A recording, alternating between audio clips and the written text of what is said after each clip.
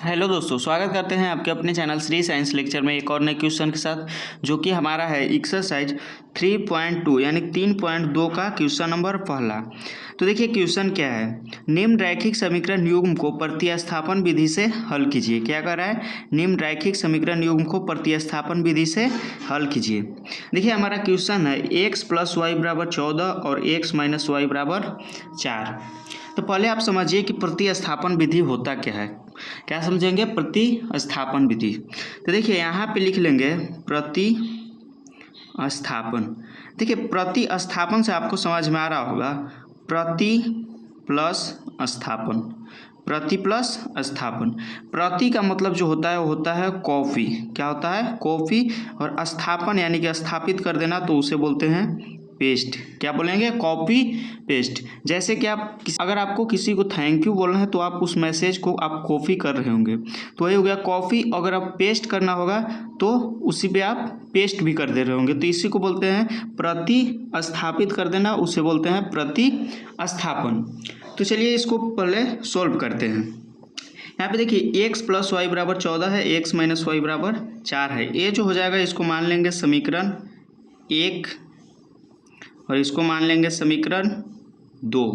क्या मान लेंगे, समीकरण 2। तो यहाँ पे लिखेंगे प्रतिस्थापन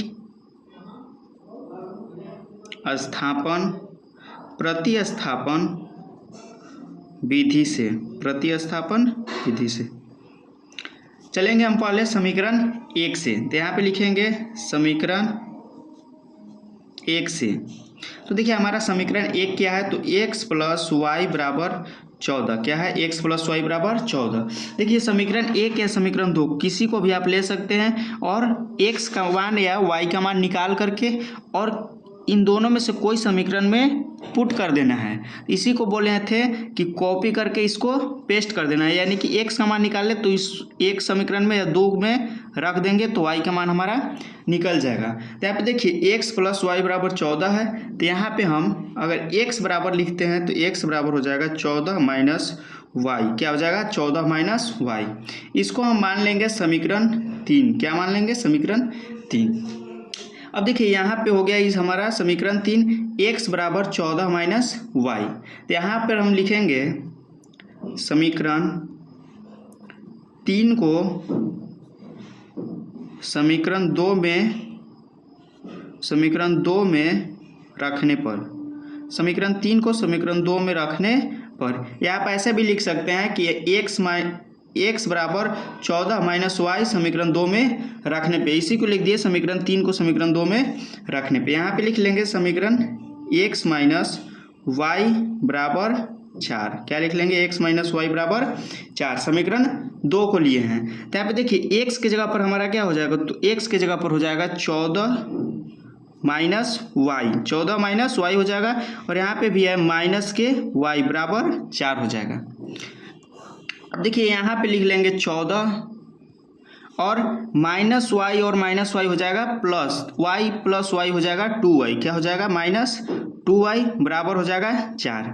यहाँ पे लिख लेंगे -2y और यहाँ पे 4 हो जाएगा। और देखिए प्लस में है, इसके आगे कुछ नहीं है तो ये प्लस में है, बराबर के इस साइड आ जाएगा तो ये -14 हो जाएगा। यहाँ पे हो जाएगा 2y = -10, क्योंकि 14 जो है इसका 14 जो बड़ा है और 14 जो है माइनस में है। जो संख्या बड़ा रहता है उसी को साइन को देखा जाता है। तो यहाँ पे देखिए 14 बड़ा है तो इसके आगे माइनस लगा है, तो यहाँ पे माइनस का साइन हो जाएगा। माइनस से माइनस कट जाएगा, y बराबर हो जाएगा 10/2। इसको काट देंगे तो हो जाएगा y बराबर हमारा 5। कितना आ गया, y बराबर हमारा 5। अब देखिए यहाँ पे y बराबर 5 आ गया। इस 5 को हम समीकरण 1 में भी रख सकते हैं, 2 में भी रख सकते हैं या 3 में भी, किसी भी में रख दीजिए, आपका x का मान आ जाएगा। तो देखिए हमारा सबसे आसान कौन सा है, तो अगर हम समीकरण 3 में अगर y का मान रखते हैं तो डायरेक्ट हमारा आंसर आ जाएगा। तो यहाँ पे लिखेंगे समीकरण 3 में x का मान रखने पर, समीकरण 3 में x का मान रखने पर। तो देखिए हमारा समीकरण 3 क्या है, तो समीकरण 3 है x = 14 - y।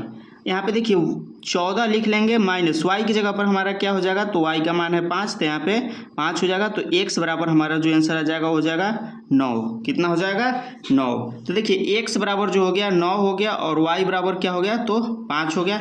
यही देखिए हो गया हमारा आंसर, x बराबर 9 और y बराबर 5। तो चलिए इसे आप नोट कर लीजिए। मिलते हैं अगले वीडियो में अगले क्वेश्चन के साथ। धन्यवाद।